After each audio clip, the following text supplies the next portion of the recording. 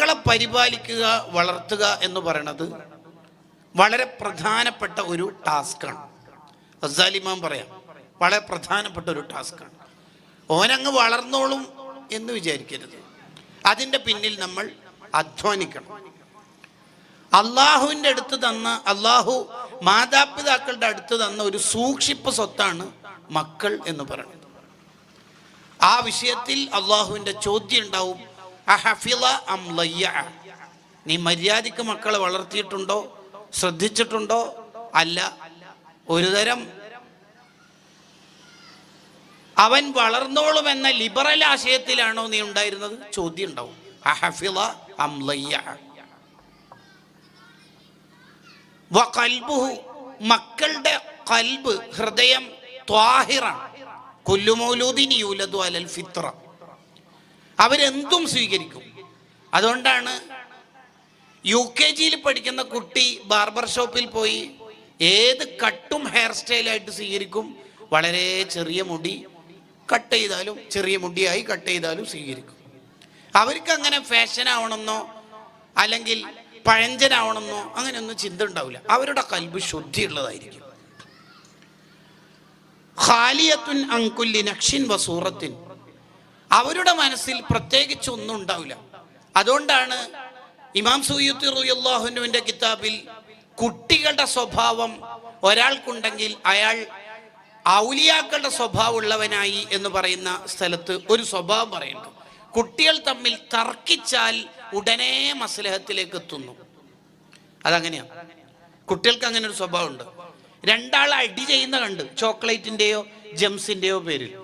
നമ്മൾ കിച്ചണിൽ ഒരു ചട്ടകോ ഒരു വറകുള്ളിയോ എടുക്കാൻ വേണ്ടി പോകുമ്പോൾ കോറ് തിരിച്ചു ചങ്ങായിമാരായിട്ടുണ്ടോ വരുമ്പോ? കണ്ട, അല്ലാതെ മൂപ്പരുള്ള സ്റ്റേജിൽ ഞാൻ കയറൂല, മൂപ്പരാതു ആകും എന്ന് ഞാനില്ല. അതെല്ലാം വൃത്തികെട്ട നമ്മളെ സ്വഭാവം. പിള്ളേർക്ക് ആ സ്വഭാവം ഒന്നുമില്ല. അതാ പറഞ്ഞത് ഖാലിയത്തും മിൻ കുല്ലി നഖ്ഷിൻ വസൂറത്തിൻ. കുട്ടികൾക്ക് അങ്ങനെ ഇന്നത് വേണമെന്നോ അങ്ങനെ വേണമെന്നൊന്നും ചിന്ത ഉണ്ടാവില്ല. അവർക്ക് എന്താണോ കൊടുത്തത് അത് അവർ സ്വീകരിക്കും. വഹുവ ഖാബിലുൻ ലികുല്ലി മാ നുഖിശ അലൈഹി, എന്ത് കൊടുത്താലും അവർ സ്വീകരിക്കും. ഖുർആനോടാണ് മഹബത്ത് കൊടുക്കണമെങ്കിൽ അത് സ്വീകരിക്കും. 4-ാം വയസ്സിൽ ഖുർആൻ ഹാഫിളായ ആൾക്കാരൊക്കെ ഉണ്ട് ചരിത്രത്തിൽ. നിങ്ങൾ ആലോചിച്ചൊക്കെ, ഷാഫി ഇമാം 7-ാം വയസ്സിൽ ഖുർആൻ ഹാഫിൾ ആവണമെങ്കിൽ എപ്പം തുടങ്ങിയിട്ടുണ്ടാവും ഈ പണി? അത് വെറുതെ ആലോചിച്ച് നോക്കിയാൽ മതി. ഷാഫി ഇമാമിന്റെ ഉസ്താദായ സുഫിയാൻ ഇബ്നു ഉയൈന റളിയല്ലാഹു അൻഹു ആ പ്രായത്തിൽ നിന്നും പിന്നെ ഹാഫിളായ ആളാണ്. തബഖാത്തുൽ ബുസ്തയിൽ ഇമാം ഷഅറാനി റളിയല്ലാഹു അൻഹു പറയുന്നുണ്ട്. അപ്പോൾ നമ്മുടെ മക്കൾ എന്തും സ്വീകരിക്കും. ഫൈൻ ഉവ്വിദൽ ഖൈറ വഉല്ലിമ, ആ കുട്ടിക്ക് ഖൈർ പഠിപ്പിച്ചു കൊടുത്താൽ അവൻ ഖൈർ പഠിക്കും. നശ അലൈഹി, ആ ഖൈറിന്റെ മേൽ അവൻ വളരും. വസഇദ ഫിദ്ദുനിയ വൽ ആഖിറ, ആ കുട്ടി ദുനിയാവിലും ആഖിറത്തിലും വിജയിക്കുകയും ചെയ്യും. എന്ന് മാത്രമല്ല വശാറഖഹു ഫീ സവാബിഹി അബവാഹു, അവന്റെ മാതാപിതാക്കൾ ആ കുട്ടിയുടെ എല്ലാ നന്മയിലും കൂലിയിൽ പങ്കാളിയാവും. അതെന്താ കാര്യം? നമ്മൾ ചെറുപ്പത്തിൽ ഒരു കുട്ടിക്ക് ബിസ്മി ചൊല്ലാൻ പഠിപ്പിച്ചു കൊടുക്കും. ഒരു 2-3 മാസക്കാലം ബിസ്മി ചൊല്ലാൻ ഇങ്ങനെ ബേക്കി കൂടിയാൽ മതി. മോൻ ബിസ്മി ഇല്ലയോ? ഇപ്പൊ കേട്ടിട്ടില്ലല്ലോ, ഉമ്മയും കേട്ടിട്ടില്ല, ഈ കേട്ടോ ഇല്ലല്ലോ. അങ്ങനെ പഠിപ്പിച്ചു കൊടുത്താൽ ആ കുട്ടി 80-100 കൊല്ലം ജീവിക്കുന്ന കാലം എത്രയും ബിസ്മി ചൊല്ലിയാൽ അക്കൂലി നമുക്ക്. അതുപോലെ രക്ഷപ്പെടാൻ, അതുപോലെ മക്കളെ മര്യാദയ്ക്ക് വളർത്തുന്ന മാതാപിതാക്കൾക്ക് രക്ഷപ്പെടാൻ ഇനി എന്താ വേണ്ടത്? അതല്ലേ മഹാന്മാര് പറഞ്ഞത്, നിഅമുൽ ഇലാഹി അലൽ ഇബാദി കസീറത്തുൻ, അള്ളാഹു ഒരു മനുഷ്യന് ധാരാളം അനുഗ്രഹം കൊടുക്കും. വഅജല്ലുഹുന്ന നജാബത്തുൽ ഔലാദി, അതിലേറ്റവും ടോപ്പ് അനുഗ്രഹം മക്കൾ നന്നാവില്ല. മക്കൾ നന്നായ ധൈര്യമായിട്ട് കബറിൽ കിടക്കാലോ, എന്താ പേടിക്കുന്നത്? ഈ കബർ എന്ന മണിയറയാക്കി തരാൻ ടീമുണ്ടല്ലോ അവിടെ. നിങ്ങൾ ആലോചിക്കുക, ഒരു 4-5 മക്കൾക്ക് മര്യാദയ്ക്ക് ബിസ്മി എല്ലാനും അതൊക്കെ പഠിപ്പിച്ചു കൊടുത്ത ഒരു ഉമ്മ കബറിലെത്തിയാൽ ഇനി എന്തിനാ പിന്നെ പേടിക്കേണ്ട ആവശ്യം? വകുല്ലു മുഅല്ലിമിൻ ലഹു, ആ കുട്ടിക്ക് ആരെല്ലാം നന്മ പഠിപ്പിച്ചു കൊടുത്തിട്ടുണ്ടോ ആ നന്മയുടെ ഒക്കെ പങ്ക് ഈ പഠിപ്പിച്ച ആളുടെ ഖബറിലേക്ക് എത്തും. ഇനി ആ കുട്ടിയെ ഇതാണ് പഠിപ്പിച്ചു കൊടുത്തത്. തെറ്റ് പഠിപ്പിച്ചു കൊടുത്തു, ഹറാമ് പഠിപ്പിച്ചു കൊടുത്തു, ചീത്ത വിളിക്കാൻ പഠിപ്പിച്ചു കൊടുത്തു, തർക്കിക്കാൻ പഠിപ്പിച്ചു കൊടുത്തു. ഓനങ്ങ് വളർന്നോളൂ, പിള്ളേരെ നിന്ന് അന്ന് ടൈറ്റ് ആക്കാൻ പറ്റില്ല, അപ്പൊ ഈ ഉസ്താദ് മാറെന്ന് പറയണ പോലെ അങ്ങോട്ട് വിട്ടു. എന്നാൽ ഈ കുട്ടി പരാജയപ്പെടും, ആ കുട്ടി ഭാവിയിൽ നശിച്ചു പോകും. ഈ കുട്ടിയെ ആരാണോ മര്യാദയ്ക്ക് വളർത്താത്ത രക്ഷിതാവായിട്ടുള്ളത് അവർക്കൊക്കെ അതിന്റെ കുറ്റം ഉണ്ടാവും. അതാ ഇമാം ഗസാലി റളിയല്ലാഹു അൻഹു പറഞ്ഞത്, പല രക്ഷിതാക്കളും നരകത്തിൽ പോകാനുള്ള കാരണവും മക്കളായിരിക്കും. ഉപ്പ മര്യാദയ്ക്ക് നിസ്കാരത്താകുമ്പോൾ കയ്യിലെ കൗണ്ടറിലായിട്ട് അങ്ങോട്ട് സുജൂദിലേക്ക് ഇബാദത്തൊക്കെ ആയിട്ട് ഇങ്ങനെ സ്വർഗത്തിലേക്ക് പോകാൻ ഒരുങ്ങുമ്പോഴാണ് മക്കൾ പറയാ, എന്നെ 6ാം ക്ലാസ്സിൽ നിന്ന് മദ്രസയിൽ നിന്ന് ഒഴിവാക്കിയെന്ന്. മക്കൾ പറയൂലേ? മക്കൾ ഇപ്പം മാത്രമല്ലല്ലോ തന്ത വൈപ്പിന്റെ വർത്താനം പറയല്, അന്ന് പറയാതിരിക്കോ? പിള്ളേര് പറയൂലേ? അതുകൊണ്ടാണ് ഉസ്മാൻ റളിയല്ലാഹു അൻഹു നമ്മളെ ബോധ്യപ്പെടുത്തുന്നുണ്ട്, നമ്മൾ ഏറ്റവും കൂടുതൽ ദുനിയാവിൽ പേടിക്കേണ്ട ഒരു കാര്യം, നമ്മളെ മുമ്പിൽ കാണുന്ന മക്കളെ നോക്കിയിട്ട് പേടിക്കണം. ഈ പിള്ളേരെ കൊണ്ട് ഞാൻ സ്വർഗത്തിലാണോ നരകത്തിലാണോ എന്ന പേടി നമുക്ക് എപ്പോഴും ഉണ്ടാവണം. കുട്ടികളെ ചുംബിക്കുമ്പോഴും, കുട്ടികൾക്ക് ടോയ്സ് കൊടുക്കുമ്പോഴും, കുട്ടികളെ മദ്രസയിലേക്ക് അയക്കുമ്പോഴും, കുട്ടികളെ അദബ് പഠിപ്പിക്കുമ്പോഴൊക്കെ നമ്മളെ ഉള്ളിലൊരു പേടി വേണം. ഈ മോനെ കൊണ്ട്, ഈ മോളെ കൊണ്ട് ഞാൻ സ്വർഗത്തിൽ പോവോ നരകത്തിൽ പോവോ എന്ന് പേടി വേണം. എന്നിട്ട് ഇമാം ഗസാലി റളിയല്ലാഹു അൻഹു ഒരു ആയത്തെടുത്ത് ഉദ്ധരിക്കുന്നുണ്ട്, യാ അയ്യുഹല്ലദീന ആമനൂ ഖു അൻഫുസകും വഅഹ്ലീകും നാറാ. ഈ ആയത്തിന് കുറേ തഫ്സീറുകളുണ്ട്. അതിലൊന്ന്, നിങ്ങൾ നിങ്ങളെ മക്കൾക്ക് നന്നായി അദബ് പഠിപ്പിച്ചു കൊടുക്കണം എന്നാണ് അതിലൊരു തഫ്സീർ. രണ്ടാമത്തെ തഫ്സീർ, അല്ലിമു ഔലാദക്കും അസ്സുന്നത വൽ ജമാഅ, വഹാബിയാവാതെ നോക്കണം. ഖത്തറിലേക്ക് പോകുമ്പോൾ ചെല്ലിയ ബദർ മൗലിദ് വരുമ്പൊക്കെ ശിർക്കാവുന്നത് മര്യാദയ്ക്ക് പഠിപ്പിക്കാത്തതുകൊണ്ടാണ്. അല്ലാതെ ദോഹ ഇന്റർനാഷണൽ എയർപോർട്ടിൽ നിന്ന് ജിബ്രീലിനെ പരിചയപ്പെട്ടിട്ട് പുതിയ ഇസ്ലാം പഠിച്ചൊന്നുമല്ല. അതന്നെ പ്രശ്നം, അതാണ് പ്രശ്നം. ഈ ആയത്ത് വിശദീകരിച്ച് ഇമാം ഗസാലി റളിയല്ലാഹു അൻഹു പറയാം, നമ്മൾ മക്കളെ സുബ്ഹിനെ വിളിക്കണില്ല. കുട്ടിക്ക് എത്ര വയസ്സായി? 8 വയസ്സായി. വയസ്സെത്ര? 8. സുബ്ഹിനെ നമ്മളെ വിളിക്കണില്ല കുട്ടിനെ. അതിന്റെ വിധി ഞാൻ വഴിയെ പറയാം, വിളിക്കാത്തതിന്റെ വിധിയൊക്കെ വഴിയെ പറയാം. കുറച്ച് ഉറങ്ങിക്കോട്ട്, നേരെ വൈകിട്ടല്ലേ ഉറങ്ങിയത്, കുറച്ച് ഉറങ്ങിക്കോട്ടെ. എന്നിട്ട് ആ വാപ്പ വീട്ടിൽ നിന്ന് ഇറങ്ങിയിട്ട് ഗേറ്റിന്റെ അടുത്തെത്തിയപ്പോ പെട്ടെന്നൊരു ശബ്ദം, അടുക്കള ഭാഗത്തുനിന്ന് ഗ്യാസ് സിലിണ്ടർ പൊട്ടിത്തെറിച്ചതാ. വീടിന്റെ ഒരു ഭാഗം തീ പിടിച്ച അടുക്കള ഭാഗം. ഈ ഒപ്പം നിസ്കരിക്കാൻ പോവോ, വീട്ടിലേക്ക് തിരിച്ചു വരുമോ? തിരിച്ചു വരും. എന്തിന്? ബെഡ്റൂമിൽ കിടക്കുന്ന മക്കളെ വിളിച്ചുണർത്തിയിട്ട് രക്ഷപ്പെടുത്താൻ. അതാണ് ആദ്യം അയാൾ ചെയ്യുക. തീ അണക്കണതിന് മുമ്പ് ആദ്യം അയാൾ അത് ചെയ്യും. അവിടത്തേക്ക് തീ പടരുന്നതിന് മുമ്പ് മക്കളെ രക്ഷപ്പെടുത്താൻ. എന്നാൽ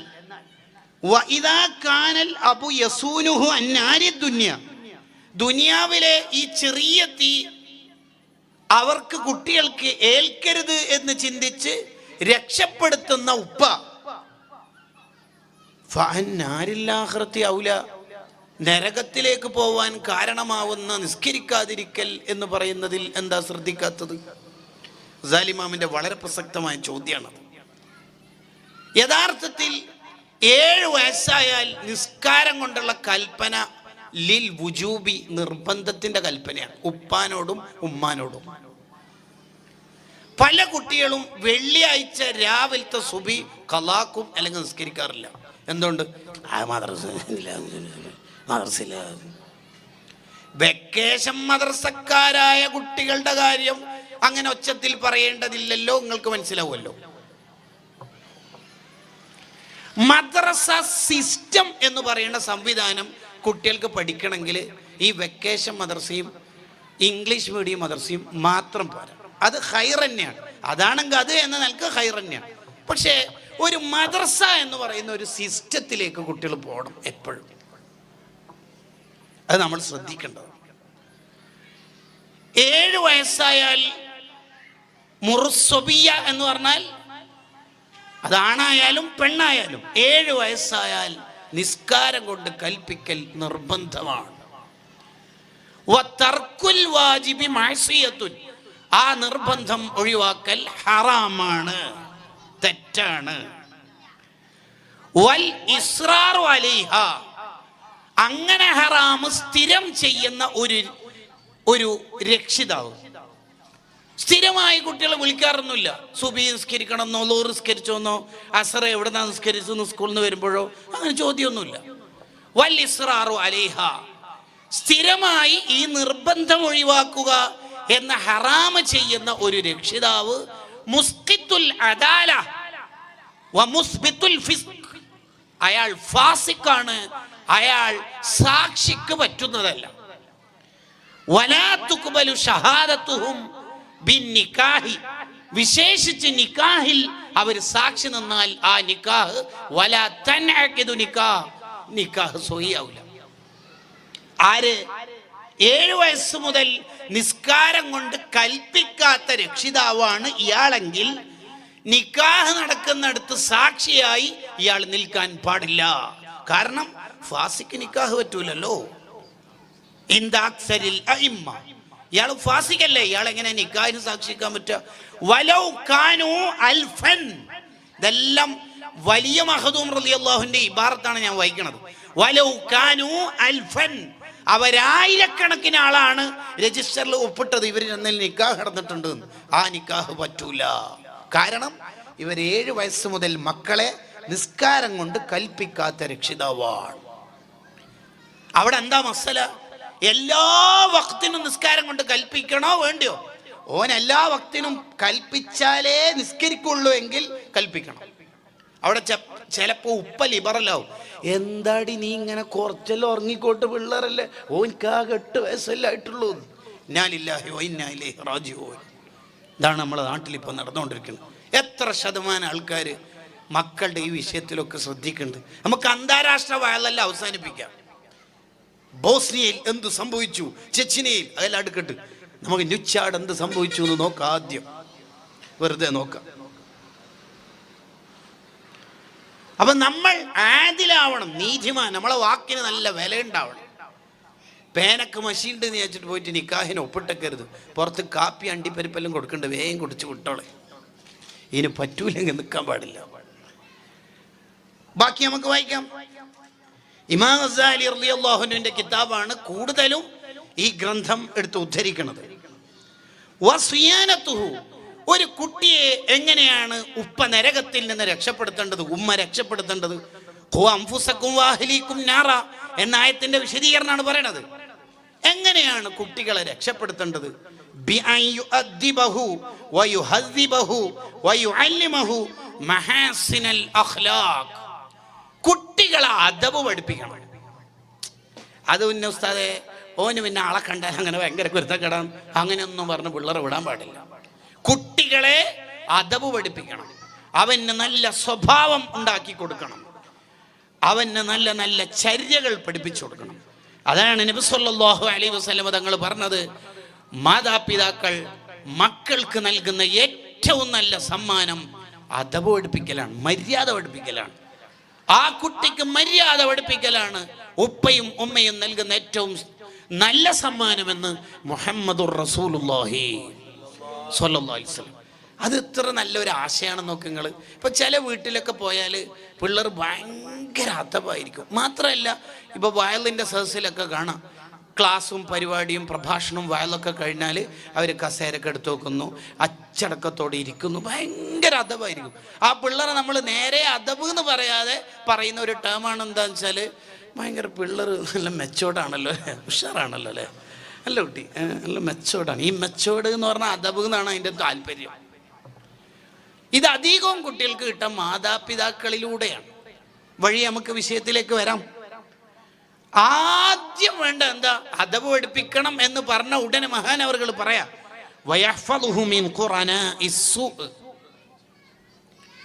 മോശം കൂട്ടുകാര് നമ്മളെ മക്കൾക്ക് ഉണ്ടാവരുത്. ആദ്യം അതാണ് ശ്രദ്ധിക്കേണ്ടത്. മോശം കൂട്ടുകാരുണ്ടാവാൻ പാടില്ല. അപ്പൊ അത്തരം ക്യാമ്പസിലേക്ക് അയക്കരുത്. അവിടുന്നാണ് കുട്ടികൾ പലതും പഠിക്കുക. പലതും പഠിക്കൽ അങ്ങനെയാണ്.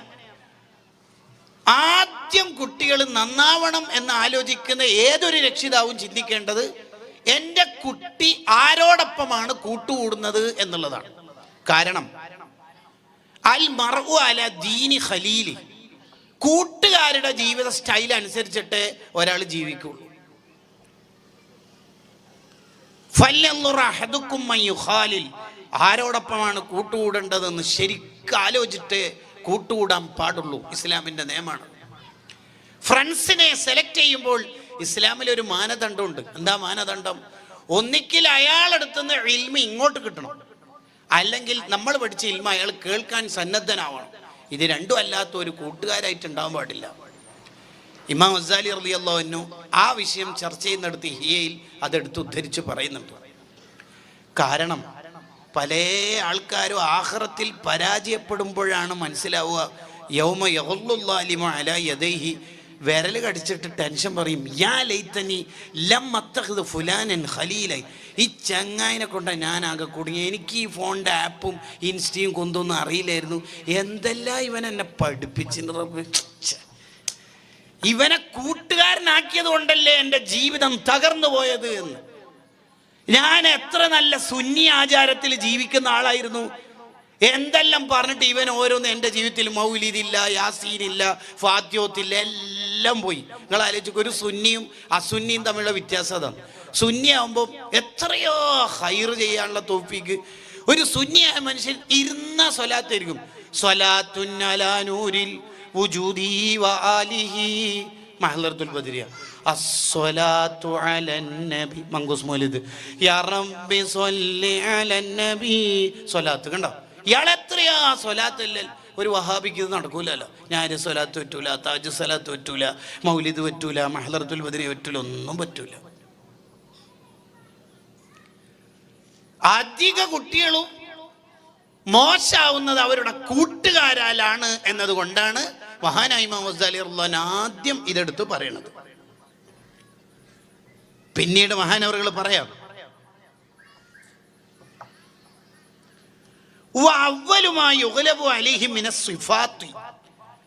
കുട്ടികൾ കേടുവരാതിരിക്കാൻ ആദ്യമേ ശ്രദ്ധിക്കേണ്ടത്, വളരെ ചെറിയ പ്രായത്തിലെ ശ്രദ്ധിക്കേണ്ടത്, ശർറുഹു ത്വആം, ഭക്ഷണ സമയത്തുള്ള മര്യാദകൾ കുട്ടികൾക്ക് ഉണ്ടോ എന്നുള്ളത് ശരിക്കും ശ്രദ്ധിക്കണം. അതെന്താ ശ്രദ്ധിക്കേണ്ടത്? എന്താ ശ്രദ്ധിക്കേണ്ടത്? അതിലുള്ള അദബ് നന്നായി പഠിപ്പിക്കണം. ഒന്ന്, അല്ലാ യഖുദു തഅമ ഇല്ലാ ബിയമീനിഹി, ഡിസ്പോസിബിൾ ഗ്ലാസ് ആണെങ്കിലും വലത്തെ കൈ കൊണ്ട് തന്നെ ആവാൻ കുട്ടികളെ ശ്രദ്ധിപ്പിക്കണം. വലത് കൈ കൊണ്ടല്ലാതെ കുട്ടി തിന്നരുത്, കുടിക്കരുത്. അതാണ് ആദ്യം ശ്രദ്ധിക്കേണ്ടത്. ബിസ്മില്ലോ, ഉപ്പ കേട്ടില്ലല്ലോ. നബി സല്ലല്ലാഹു അലൈഹി വസല്ലം തങ്ങളുടെ അടുത്ത് മഹാനായ ഉമർ ബിൻ അബി സ്വലമത്ത് റളിയല്ലാഹു അൻഹുമ പറയുന്നുണ്ടല്ലോ, ഞാൻ നബി സല്ലല്ലാഹു അലൈഹി വസല്ലം തങ്ങളുടെ മടിയിൽ ഇരുന്നുകൊണ്ട് കൈ ഇങ്ങനെ അങ്ങോട്ടും ഇങ്ങോട്ടും ഇങ്ങനെ പാറിക്കളിക്കുകയാണ്. അപ്പൊ എന്നോട് തങ്ങൾ കൈ പിടിച്ചിട്ട് പറഞ്ഞു, യാ ഗുലാം സമ്മില്ല, ബിസ്മില്ല മോനെ, വക്കുൽ ബിയമീനിക്, വലത് കൈ കൊണ്ട് തിന്നു, വക്കുൽ മിമ്മാ യലീക്, അടുത്തുനിന്ന് തിന്നണം. ബുഖാരിയിലുള്ള ഹദീസാണ്. അതുകൊണ്ടാണ് ഭക്ഷണ സമയത്ത് ആരെങ്കിലും ഒന്നിച്ച് ഭക്ഷണം കഴിക്കുമ്പോൾ സൂഉൽ അദബോ അദബ് കേടോ വന്നാൽ എന്നേരം തന്നെ ആ സമയത്ത് തന്നെ തിരുത്തി കൊടുക്കൽ സുന്നത്താണ്.